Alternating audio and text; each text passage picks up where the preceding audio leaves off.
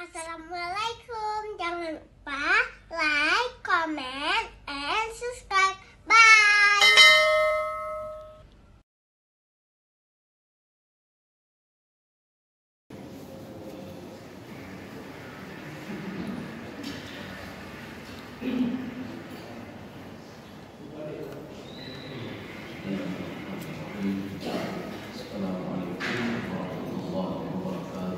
Waalaikumsalam warahmatullahi wabarakatuh. Alhamdulillahirabbil alamin. Wassalatu wassalamu ala asyrafil anbiya'i wal mursalin wa ala alihi wa ashabihi ajma'in. Raditu billahi rabba wa islam dina wa bi Muhammadin nabiyya wa rasulah. Rabbi shrah li sadri wa yassir li amri wahlul 'uqdatam min lisani yafqahu qawli. Allahumma ja'al jam'ana hadza jam'an marhuma wa tafarraqana min ba'dihi tafarraqan ma'suma. Kaum muslimin dan muslimat sidang jamaah yang dirahmati Allah. Kita masih pada surah Abasa pada ayat 24. Pada pertemuan yang lalu kita sudah membahas orang-orang kafir itu dilaknat oleh Allah. Jadi maksud dilaknat apa? Mereka itu jauh dari keberkahan, tidak diberikan berkah oleh Allah. Jadi walaupun nikmat banyak diberikan oleh Allah, kalau istilahnya Imam Sawi itu fatattur an nikmatillah. Jadi dia itu dijauhkan oleh Allah dari nikmatnya. Makanya mereka ini diberikan pelajaran oleh Allah untuk menelaah. Coba kamu lihat dirimu sendiri. Kamu itu saya ciptakan dari apa? Bagaimana nikmat saya keluarkan kamu itu dari perut ibumu, kata Allah Subhanahu wa taala. Setelah kamu dewasa itu, ini cerita proses. Jadi walaupun ayatnya singkat, Allah menceritakan proses terjadinya manusia, proses pertumbuhan manusia. Kemudian manusia itu bagaimana meninggal dunia. Tsumma kemudian saya bangkitkan lagi, kata Allah Subhanahu wa taala. Walaupun proses ini diceritakan oleh Allah secara ilmiah, tetapi ada saja manusia itu yang tidak mau mendengar perintah Allah Subhanahu wa taala. Kemudian pada ayat 24 ini ayat ini dimulai dengan fa. Fa ini namanya fa tafri namanya. Jadi kalau fa tafri ini masih ayat erat kaitannya dengan ayat sebelumnya. Artinya diberikan pelajaran oleh Allah, diberikan contoh oleh Allah supaya manusia itu mau patuh dan taat kepada Allah Subhanahu wa taala. Jadi kalau tadi sudah satu contoh bagaimana proses terjadinya manusia. Jadi Allah mengatakan, coba lihat dirimu, apakah terjadi begitu saja? Kemudian kau berada dalam rahim ibu, siapa yang menjaga itu? Wa nuqirru fil arham ma nasha'. Nuqirru itu apa? Janin itu saya letakkan di dalam rahim seorang ibu, ma nasha'. Ada waktunya tertentu, kata Allah Subhanahu wa taala. Ketika waktunya sudah tiba, kata Imam Sawi, faja'ala ra'saha tahat, kepalanya itu ke bawah, wa rijlaha fawq, kakinya menjadi ke atas. Kenapa? Karena Allah sudah mewahyukan kepada bayi ini untuk keluar. Jadi makanya nuqirru fil arhami ma nasha', itu ada beberapa bulan, bahkan 9 bulan, bahkan ada 1-2 yang lebih daripada 9 bulan. Ya, sekarang kita masih terkait dengan ayat sebelumnya. A'udzu billahi minasyaitonir rajim. Bismillahirrahmanirrahim. Kalau yang ada terjemahan bisa dibuka terjemahan. Nanti kalau ayat yang tidak sesuai dan tidak paham bisa ditanya. A'udzu billahi minasyaitonir rajim. Bismillahirrahmanirrahim. Falyanzuril insanu ila ta'ami. Jadi fa ini namanya fa tafriq namanya. Arti fa tafriq. Fa ini masih terkait dengan pendidikan di belakang ini. Allah memberikan contoh, memberikan mau'izah, memberikan pelajaran-pelajaran bagi manusia, supaya manusia yang kufur tadi, yang dilaknat tadi, jauh dari rahmat Allah tadi, mereka mau kembali lagi kepada Allah untuk menelaah dari mana mereka diciptakan, sehingga mereka nanti dibangkitkan oleh Allah Subhanahu wa taala di padang mahsyar. Falyanzur, ya ini kita jangan salah juga, bukan melihat. Di dalam terjemahan itu kan melihat. Jadi manusia itu, coba kamu lihat, ya itu ya terjemahannya begini. Tetapi di dalam tafsirannya, falyanzur ini lebih kepada ta'ammul wan nazar. Ini lebih kepada penelitian. Coba kamu teliti, kata Allah. Ini ayat ini sama seperti afala yanzuruna ilal ibili kaifa khuliqat. Coba kamu lakukan penelitian sama onta. Jadi penelitiannya begini, air itu biasanya kan ke tempat yang bawahnya, tapi kenapa dia bisa di punuknya onta itu, air itu? Kemudian suatu saat air itu tidak bisa dikeluarkan. Coba kamu cerna, kata Allah, afala yanzuruna ilal ibili kaifa khuliqat. Coba lihat struktur tubuh onta sedemikian rupa, kenapa bisa seperti itu? Tidak ada binatang lain air itu bisa ke atas, tapi selalu ke bawah. Air itu di perutnya. Tapi kenapa onta itu airnya di punuknya?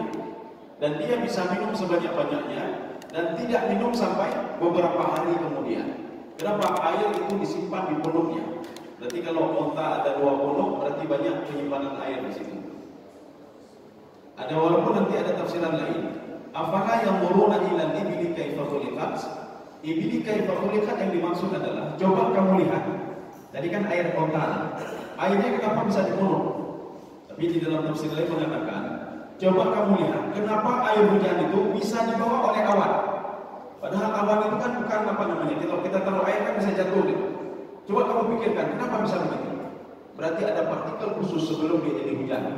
Kemudian ketika ditiup oleh apa namanya, oleh angin, akhirnya hujan tadi itu berubah menjadi cairan dan turun ke bawah. Ini sama juga seperti onta. Ini nama di sini itu penelitian. Coba kamu lakukan penelitian. Walyanzuril insanu ila ta'ami. Coba manusia melakukan penelitian. Jadi kalau dijawab terjemahan. Maka hendaklah manusia itu memperhatikan makanannya. Ya. Apakah khawatir berjauh dengan makanan? Bukan itu maksudnya. Coba kamu lihat dalam tafsir Al-Qurtubi.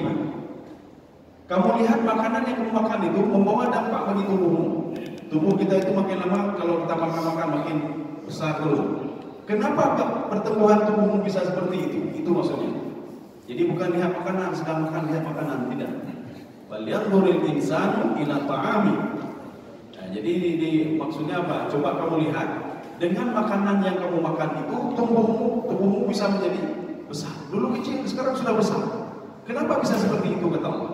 Bukan makanannya dilihat, tapi efek dari makanan itu. Falyanzuril insanu ila ta'ami. Kita juga sudah mengatakan pada beberapa pertemuan yang lalu, kalau di dalam Al-Quran disebutkan al-insan, itu makna negatif selalu. Maknanya apa? Manusia itu tidak tahu dirinya. Ya. Manusia tidak bersyukur kepada Allah. Manusia tidak teringat kepada Allah. Maka ayat ini gaya bahasanya apa? Menggunakan kalimat al-insan, bukan an-nas. Falyanzuril insanu. Coba lihat orang-orang yang kufur itu, kata Allah Subhanahu wa taala. Falyanzuril insanu ila ta'ami. Bagaimana makanan itu memberikan pertumbuhan kepada dia? Siapa yang buat seperti itu? Apakah tumbuh sendiri? Tidak, kata Allah. Ya. Jadi imam kita tadi baca juga ayat, Allah lah yang menghidupkan yang mati menjadi hidup. Kemudian yang mematikan yang hidup lagi, mematikan yang hidup, menghidupkan yang mati.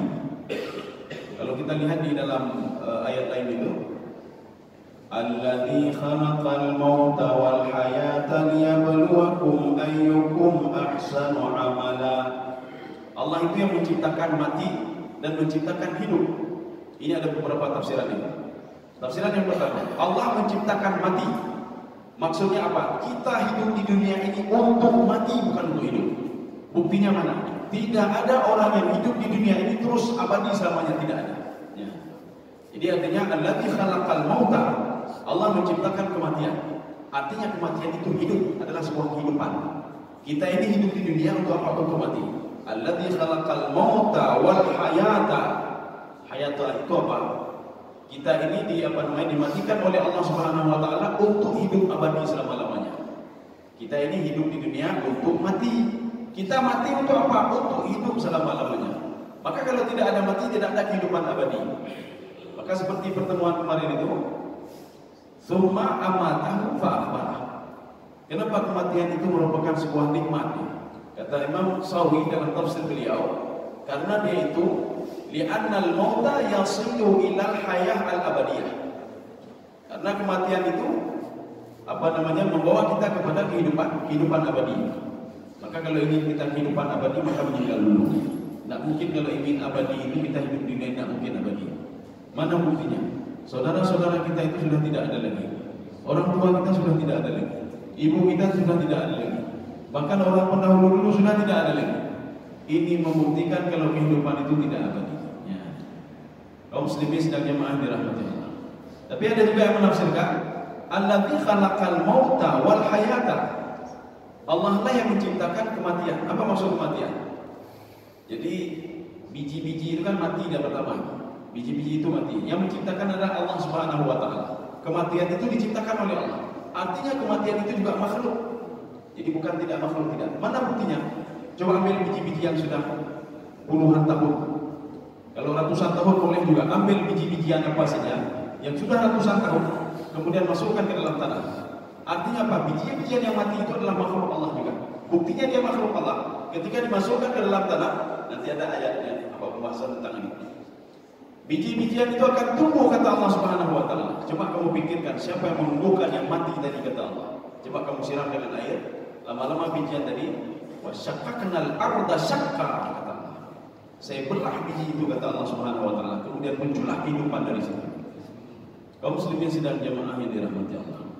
Jadi ini makna falyanzuril insanu ila ta'ami. Jadi ta'ami itu efek daripada makanan itu. Coba kamu lihat. Manusia kan yang kecil selalu pasti dia itu besar kemudian dia meninggal dunia. Coba lihat efek dari makanan itu. Kenapa kamu struktur tubuh kamu bisa seperti itu? Kenapa kamu bisa dewasa? Kenapa bisa tua? Ya, jadi bukan lihat makanannya dia. Ini yang pertama. Anna sababnal ma'a sabba.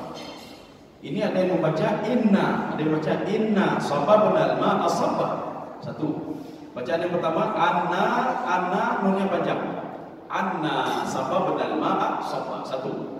Yang kedua inna sababnal ma'a sabba. Dua.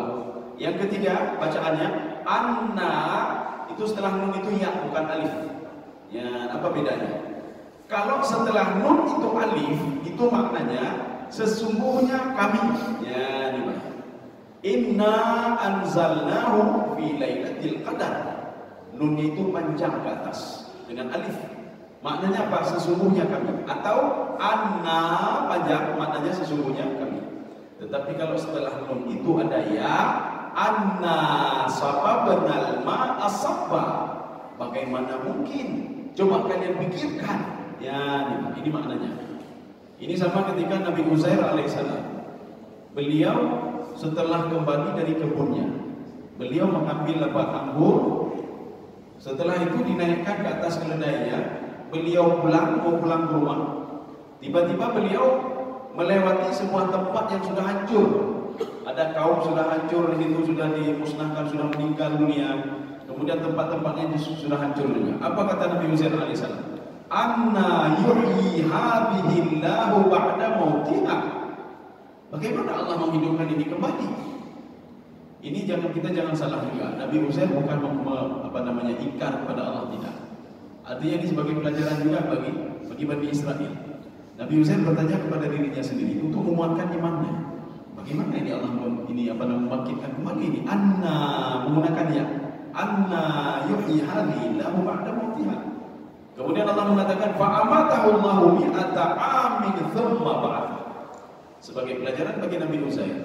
Dan Nabi Uzair supaya berpikir juga, saya matikan dia kata Allah, saya wafatkan dia, saya meninggalkan dia selama 100 tahun lamanya.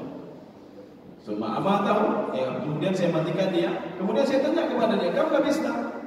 Kamu berapa hari sudah tidur? Saya tidur baru sehari atau beberapa hari saja.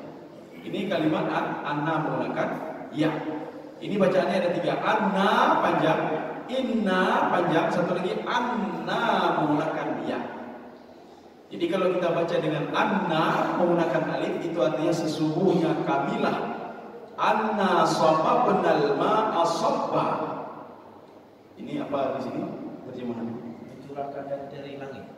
Mencurahkan air dari langit. Kami benar-benar telah mencurahkan air. Ya, jadi ini bedanya begini. Ada satu lagi sabba yang subuh. Sabba itu menuak artinya, menuak. Anzala yunzilu menurunkan. Berarti kalau menuang apa bedanya? Menuang itu ada paksaan sedikit. Ya, menuang itu ada seperti paksaan sedikit. Menuang. Kalau menurunkan, bisa saja hujannya tidak begitu deras ya. Saya menurunkan hujan dari langit kata Allah, itu tidak begitu deras, biasa saja. Tetapi kalau seandainya sababnal ma'a sabba, yang menurunkan hujan, apakah itu balang? Ya. Apakah itu hujan deras? Ketika musim kering, yang menurunkan hujan itu kepada manusia adalah saya kata Allah. Anna sababnal ma'a sabba. Manusia disuruh berpikir siapa yang menurunkan hujan sedemikian rupa sehingga musim kering ini menjadi subur kembali. Ya. Ada juga kalau dibaca dengan anna dengan ya, Allah menyuruh kita untuk berpikir. Kaifa? Coba kamu pikirkan bagaimana tanah yang kering ini bisa subur kembali. Coba kamu pikirkan. Apakah subur begitu saja? Atau saya turunkan hujan atau kamu yang turunkan hujan kata Allah? Maka di dalam ayat lain, "Anzaltuhu minal muzni am nahnul munzilun?" Kamu yang turunkan hujan atau saya yang turunkan hujan? Coba kamu pikirkan betul. Ini walaupun kita yang penelitian ada pawang hujan, pawang hujan lewat, nyampe kerengnya di dalamnya. Gimana mau melawan ini Allah Subhanahu Wa Taala? Maka Allah katakan, "Afa amina ahlul qura ayyatiyahum ba'suna bayatan wa hum naimun." Awa amina ahlul qura ayyatiyahum ba'suna duhaw wa hum yal'abun. Tidak ada yang bisa melawan musibah yang saya berikan. Tidak ada yang bisa melawan nikmat yang saya berikan kepada suatu kaum. Tidak ada yang bisa menahannya kata Allah. Tidak ada yang bisa mencabut musibah itu kata Allah Subhanahu Wa Taala. Kalau ingin saya matikan kalian, mati semua kalian kata Allah. Sebagaimana kaum Ad dan kaum Samud, kaum Madian dan kaum lain yang dihancurkan oleh Allah Subhanahu Wa Taala. Jadi nak ada istilah pawang hujan. Oh ini nggak ada turun hujan. Bagaimana cara turunkan hujan? Tidak bisa juga kata Allah. Maka Allah katakan, "Antum anzaltumuhu minal muzni am nahnul munzilun?" Kalian yang turunkan hujan atau saya turunkan hujan? Kalau betul saya turunkan hujan, kenapa tidak mau bersyukur kepada saya kata Allah? Memang manusia lucu itu, aneh manusia.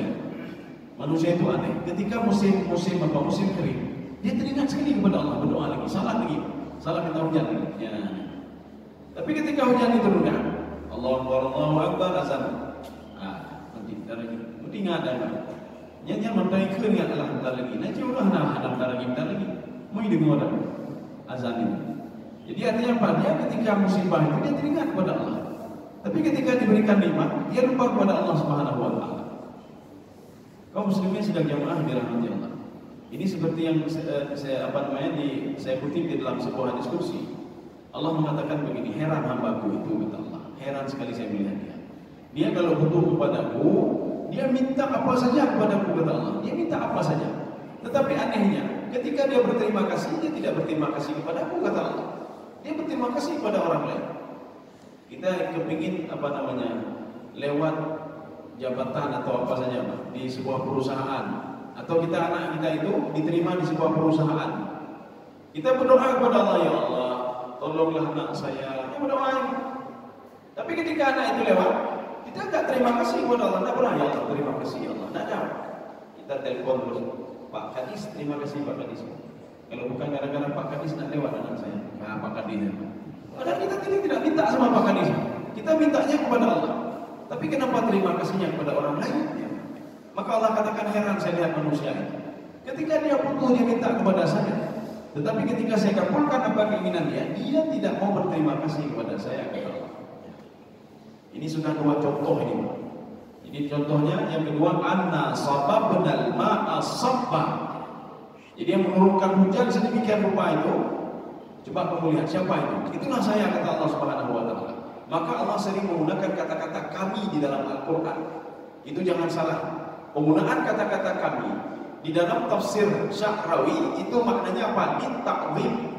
Ta'zim itu Allah memuliakan dirinya. Ya. Sama seperti kita juga.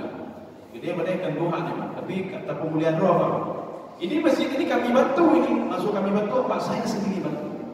Ini kami bantu ini. Ya, di masjid ini. Itu simpulan itu kami yang bantu itu. Maksud kami apa? Saya sendiri. Maksud saya sendiri apa? Saya sendiri itu sebanding dengan kalian semuanya itu. 100 orang kalian sebanding dengan saya sendiri. Kalau kalian satu berinfak 1 miliar, saya sendiri 1 miliar. Nah, ini maksud kami itu. Artinya apa? Pekerjaan kalian ramai itu bisa saya lakukan dengan sendirinya. Ini maksud sesungguhnya kami. Jadi artinya Allah mengatakan begini, yang tidak kalian sanggupi ketika kalian berkumpul semuanya sanggup saya lakukan sendiri, kata Allah Subhanahu wa taala. Qiyamuhu bi nafsihi laisa kamitslihi syai'un. Allah tidak sama seperti makhluk dan Allah tidak butuh kepada makhluk. Apapun bisa dilakukan. Kemudian kun fayakun. Apa yang terjadi maka terjadi. Ya. Kaum muslimin sedang jemaah dari Allah. Ini sudah dua. Kemudian yang ketiga, tsumma syaqqaqnal arda syaqqa. Ya. Ini ada tsumma lagi. Kemarin kita sudah pelajari. Tsumma itu literakhi wa tartib namanya. Jadi kalau di dalam kajian ilmu ilmu tafsir, di dalam kajian ilmu bahasa Arab, di dalam kajian tafsir Ibnu Asyur, di dalam tafsir Al-Maghsyari, itu tsumma itu maknanya literakhi wa tartib. Tarakhi itu proses. Artinya apa? Tanaman yang kita tanam itu, air yang diturunkan oleh Allah, ada tanaman di situ, tidak langsung dia berbuah, tidak langsung dia tumbuh, tapi ada prosesnya. Makanya Ibnu Abbas mengatakan, tsumma itu yadullu ala taba'udil ahwal. Dia menunjukkan kepada proses yang agak lama. Ya. Maka yang mungkin kita tanam biji langsung tumbuh hari ini tidak, dalam beberapa hari sudah tumbuh. Berapa hari lagi tumbuh lagi, berapa hari tumbuh lagi, tidak langsung berbuah.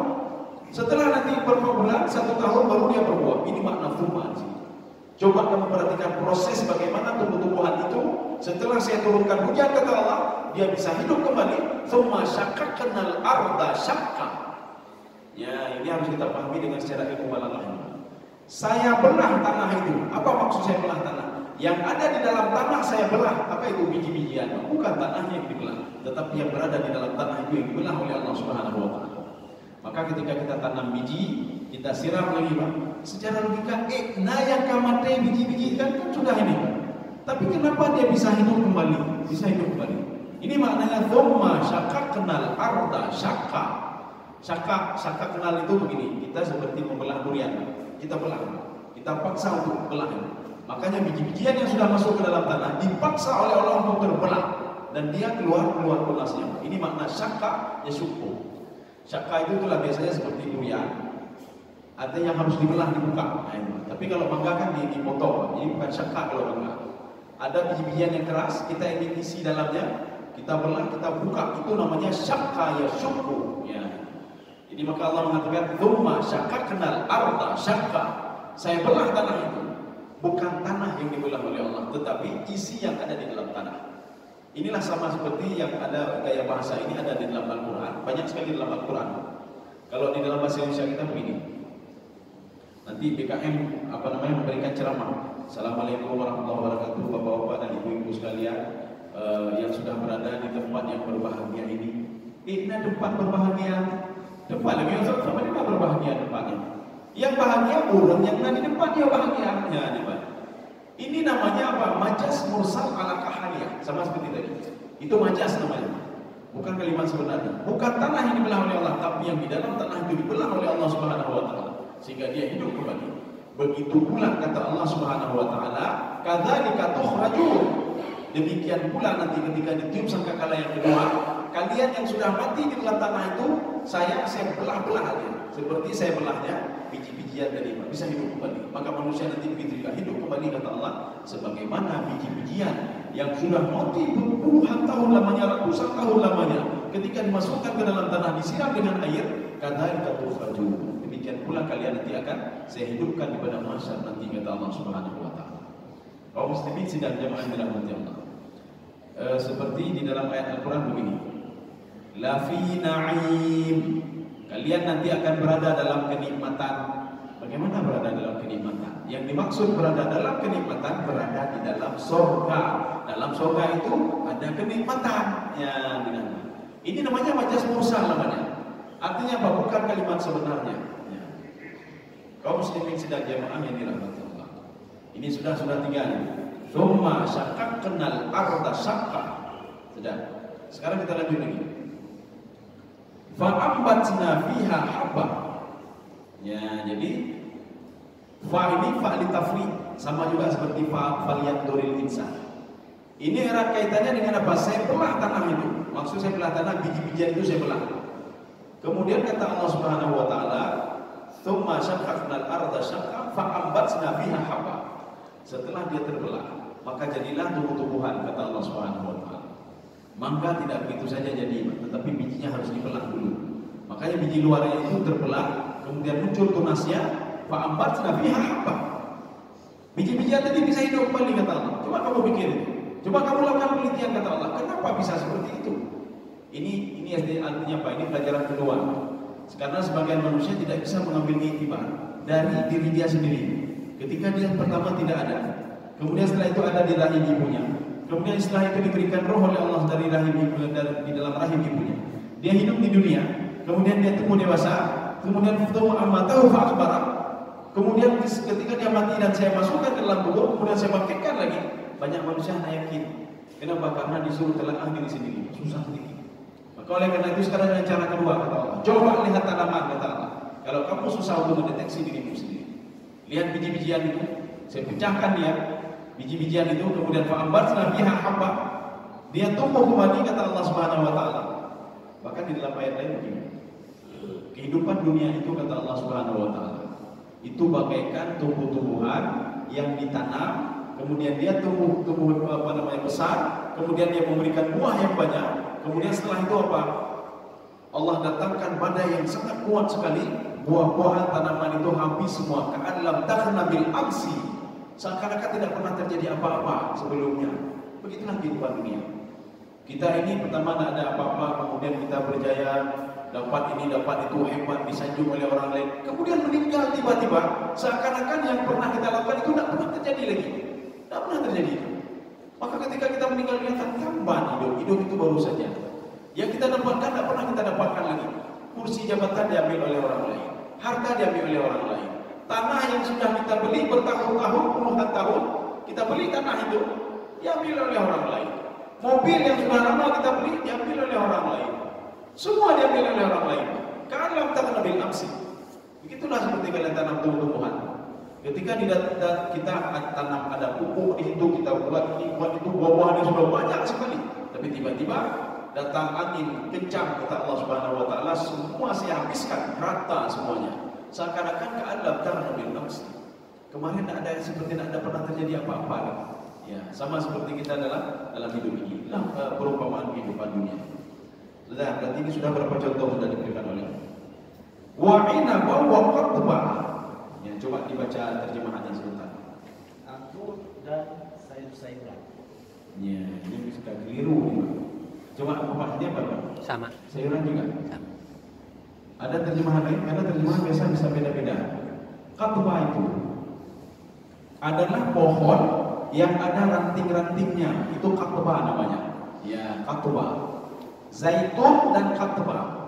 Qadba itu apa saja? Jadi bukan apa namanya sayuran, tidak, tapi ini ranting. Sayuran itu tidak punya ranting ya. Ya.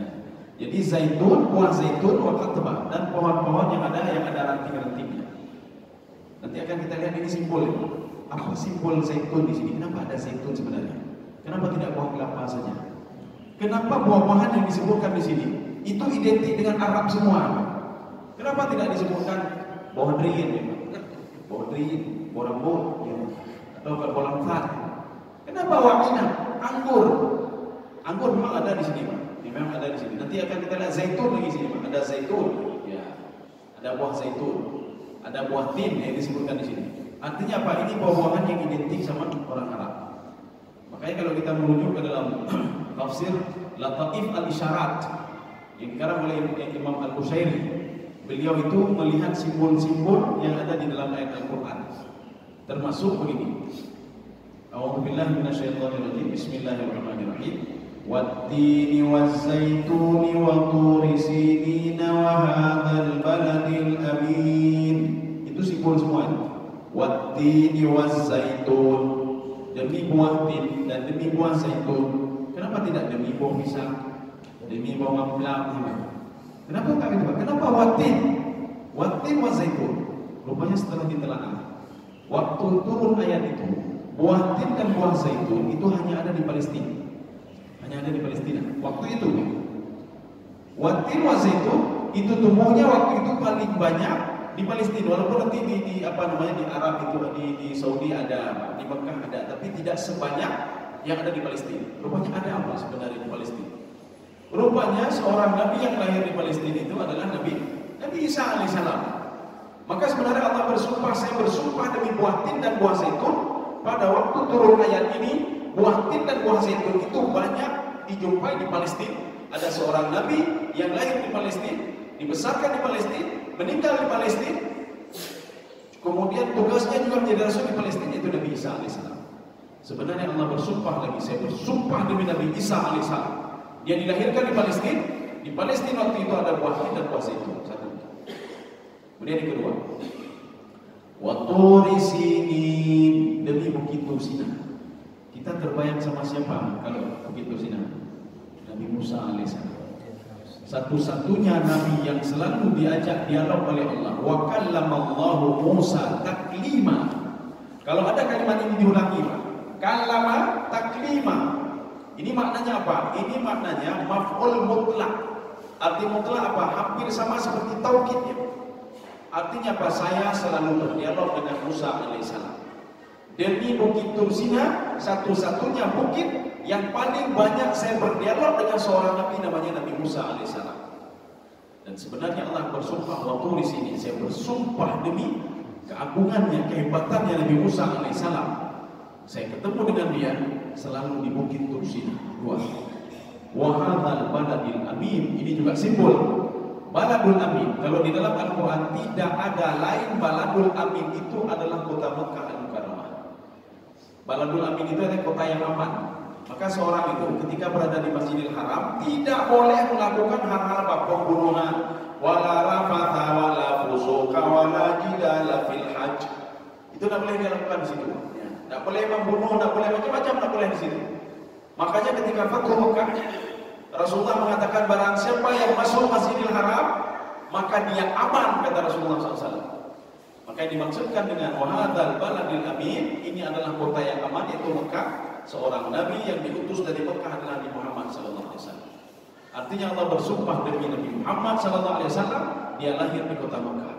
Kita akan membuktikan kalau ayat ini itu BNPB Madinah, dipuga-puganya, dipuluh-puluhnya. Sekarang kita ambil Taurat. Ini bunyi Taurat. Bunyi Taurat yang sudah dibahasakan dari bahasa Ibrani menjadi bahasa Arab. Ja'allahu min turi Saina wastaghraqa min sa'ir wasta'lana min jibali faran. Walaupun saya bacanya seperti baca Al-Quran juga Quran, yang Taurat. Yang saya baca ini Taurat. Ja'allahu min turi Saina wastaghraqa min sa'ir wasta'lana min jibali faran. Allah itu datang dari bukit Tursina. Ja'allahu min turi Saina.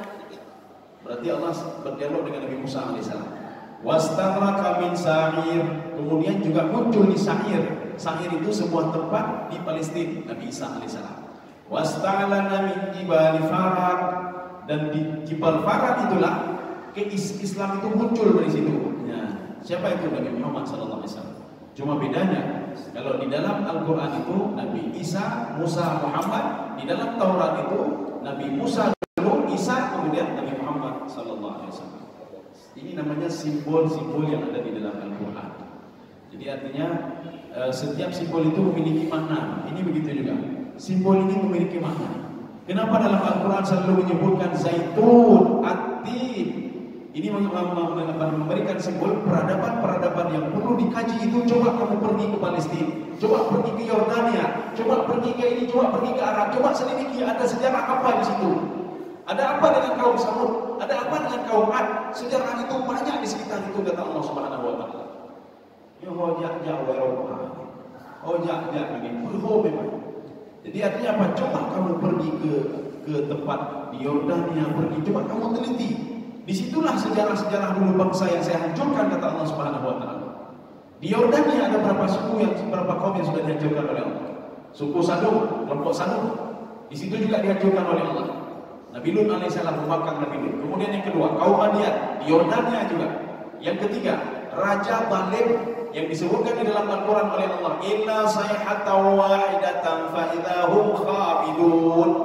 Satu kampung yang hangus semua dihancurkan oleh Allah Subhanahu wa taala. Ashabul Kahfi, kejadiannya di Yordania juga. Ya bagikan dalam Al-Quran. In awal fityatu ilal kahfi faqalu. Ketika mereka sampai di gua kahfi itu, Nanti akan kita disuruh selidiki. Coba kamu lihat, mudah-mudahan memberikan perubahan yang signifikan pada hidupmu, kata Allah.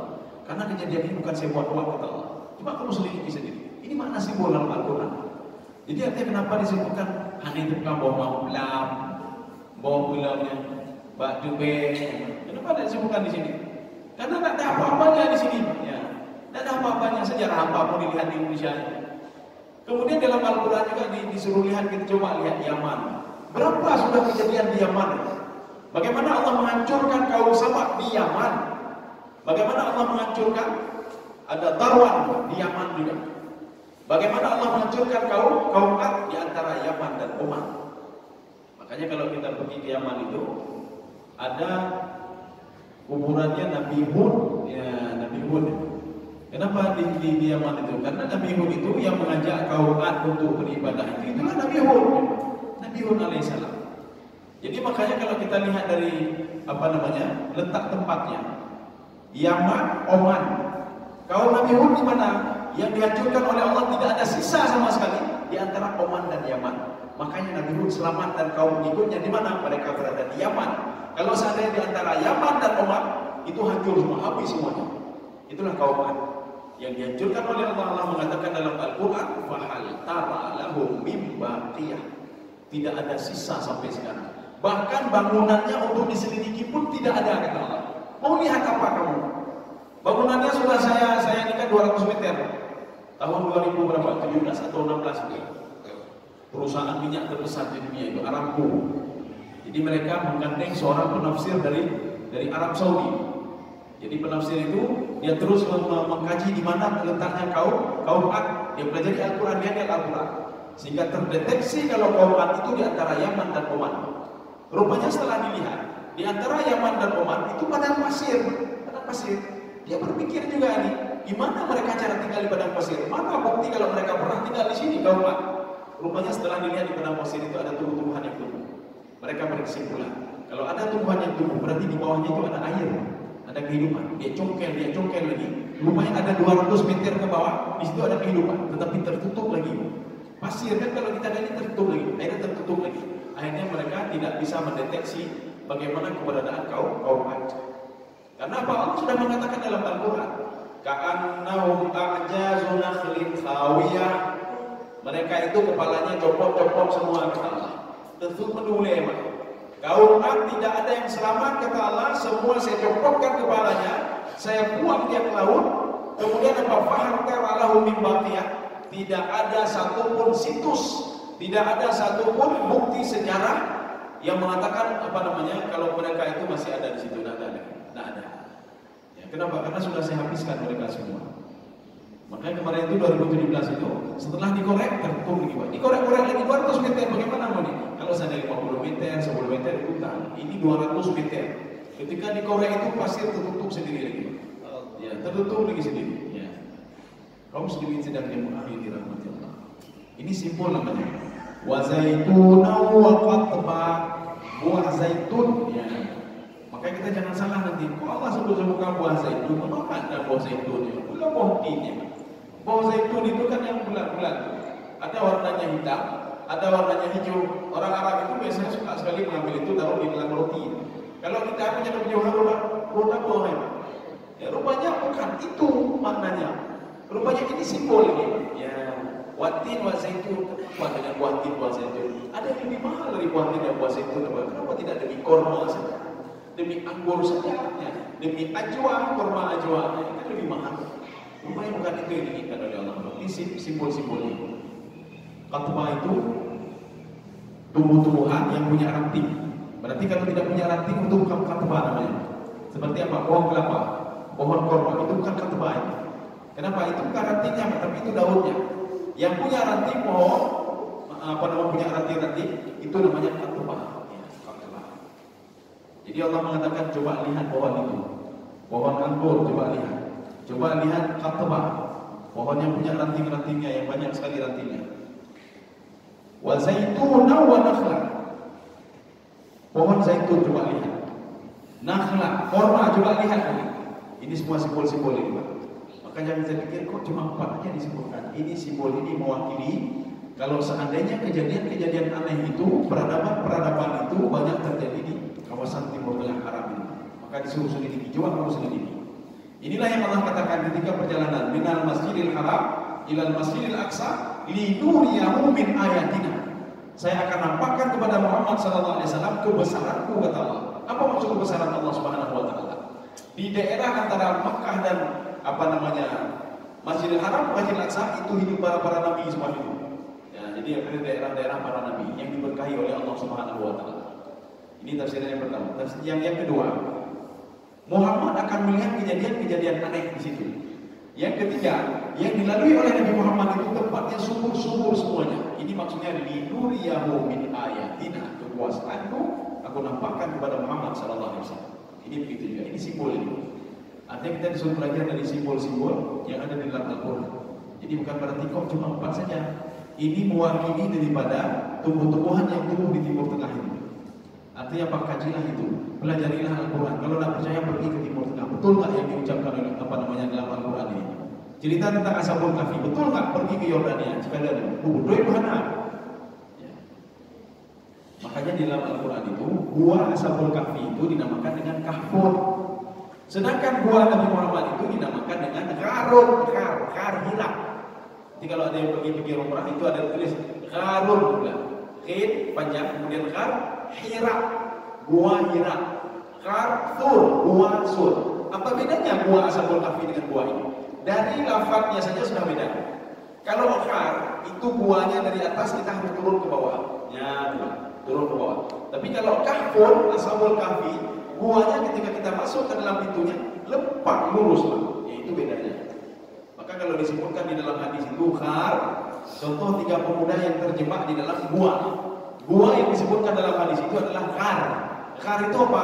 Gua yang turun ke bawah, turun ke bawah. Makanya ketika batu itu berkelinding di situ menutupi pintu gua, mereka tidak bisa menolak. Karena apa? Dari bawah ke atas. Kalau seandainya pintu gua Kahfur, mereka bisa menolak begini, tapi ini menolak begini, susah sekali. Padahal mereka kan 3 orang. Kaum muslimin sebagai main dirahmati Allah. Mungkin cukup. Ya, satu lagi. Wa faqihatin, wa zaituna wa nakhla wa hadaika ghulba wa faqihatan wa abba. Ya, sampai ke situ saja kita. Nanti baru kita lanjut mata al-lakum. Sekarang kita lihat terjemahannya dulu. Wa hadaika ghulba wa faqihatan wa abba. Ya, coba dibaca. Kebun-kebun yang lebat. Ya, satu. Kedua, dan buah-buahan serta rumput-rumputan. Ya, buah-buahan dan ada beda apa? Sama. Sama, ya. Wa hadaika ghulba. Hadaik dalam Al-Quran juga disebutkan jannah. Jannah itu ya. Hadaika ghulba artinya tanaman-tanaman, kebun-kebun yang banyak ininya, banyak tumbuhannya. Biasanya juga disebutkan jannah. Maka jannah itu tidak berarti semuanya surga, tapi jannah itu bisa berarti kebun. Mana buktinya? Di dalam surah Sabah. Jannatin ayyamini wa shimal. Penduduk kota Yaman itu, mereka itu saya berikan surga-surga kata Allah. Makanya untuk ayat baldatun thayyibatun wa rabbun ghafur itu untuk siapa itu? Untuk penduduk Yaman. Maka kalau itu untuk penduduk Yaman, Allah ini mengatakan kepada penduduk Yaman, kamu dulu baldatun thayyibatun wa rabbun ghafur. Kamu negeri kamu bagus, baik sekali, ya kan?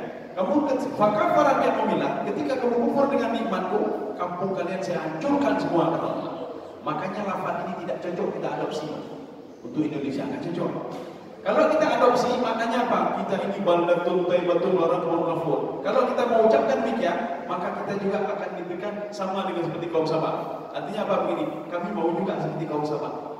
Karena ini lafaz ini Allah ungkapkan untuk kaum Sabah. Kalian itu baldatun thayyibatun wa rabbun ghafur. Tetapi karena kalian ingkar kepada nikmatku, maka saya hancurkan kampung kalian. Ya, ini apa? Ini pukulan untuk kaum kaum Sabah. Mereka itu apa? Ingkar dengan rahmat Allah Subhanahu wa taala. Maka Allah istilahnya ini? Untuk mengolok-olok mereka apa? Itu kalimat baldatun itu mengolok-olok mereka. Maka kita jangan salah, kita mengadopsi itu Indonesia, maka jadilah kita baldatun thayyibatun wa rabbun ghafur. Padahal lafaz ini Allah berikan kepada kaum Sabah yang ingkar kepada nikmat Allah Subhanahu wa taala. Ya. Wahada wa fakihah wa apa? Ya ini maknanya agak terbalik ini Pak. Fakihah itu buah-buahan, apa saja buah-buahan itu. Wa apa? Apa ini apa yang dimakan oleh binatang. Sebenarnya bukan rumput ini, apa-apa saja. Apa yang dimakan oleh binatang. Jadi artinya bukan untuk manusia saja, untuk binatang juga diberikan jatah oleh Allah Subhanahu wa taala. Yang binatang itu juga nanti akan kita makan juga binatang. Maka tidak disebutkan jin di sini, tidak disebutkan iblis di sini, tidak disebutkan syaitan di sini. Sehingga di dalam kitab Ihya Ulumuddin, syaitan, jin protes kepada Allah. Apa kata syaitan dan apa iblis? Tidak adil ya Allah. Kenapa manusia kau berikan fasilitas? Kau berikan ini, berikan itu, sedangkan saya tidak pernah kau berikan. Ya, dia protes juga. Maka dalam surah Ar-Rahman itu jelas bumi ini untuk manusia. Wal arda wada'aha lil-anam. Bumi ini untuk manusia, bukan untuk jin, bukan untuk syaitan. Sekarang syaitan di mana tinggalnya? Di dalam surah An-Najm. Kalau kita merujuk dalam surah Tafsir Al-Baghawi, itu beliau mengatakan Allah menciptakan malaikat. Malaikat itu sudah masuk ke dalam itu jin, iblis ini. Apa nama syaitan? Iblis dan syaitan. Saya ciptakan di langit dan dia tinggal di langit. Jin begitu juga. Jin diciptakan di bumi, ya tinggal di bumi. Tetapi masalahnya, setelah jin bumi ini diberikan kepada manusia, wal arda wa ta'aha lil anam. Jin, iblis, syaitan, di mana mereka sekarang? Naq'udu maq'ida lis-sama', pada langit, di bawah langit pertama mereka duduk saja di situ. Kenapa? Di bumi tidak diterima. Tetapi ketika jin itu mendengar Nabi Muhammad membaca Al-Quran, dia sudah familiar kembali ke bumi. Ya. Makanya yang diberikan hukum taklifi oleh Allah Subhanahu Wa Taala itu yang tinggal di bumi. Siapa itu? Jin dan manusia. Wa ma khalaqtul jinna wal insa illa liya'budun. Tapi hanya sebagian jin saja. Sebagian jin lain yang kufur itu tidak diberikan izin oleh Allah, maka dia tinggalnya. Naq'udu maq'ida lis-sam'i. Dia duduk-duduk di bawah langit pertama bersama iblis dan syaitan. Saya rasa cukup sekian saja. Mungkin ada yang perlu kita dialogkan, kami persilakan. Jadi pertemuan besok, insya Allah kita habiskan surah Abasa. Pertemuan selanjutnya nanti kita lanjut surah An-Nazi'at. Ada pertanyaan?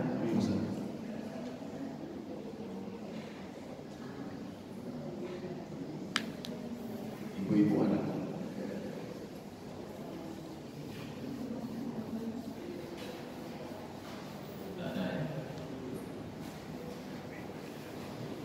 Kita cukupkan sampai di sini. Mudah-mudahan ada manfaatnya bagi saya sendiri dan jemaah sekalian. Subhanallah bihamdihi.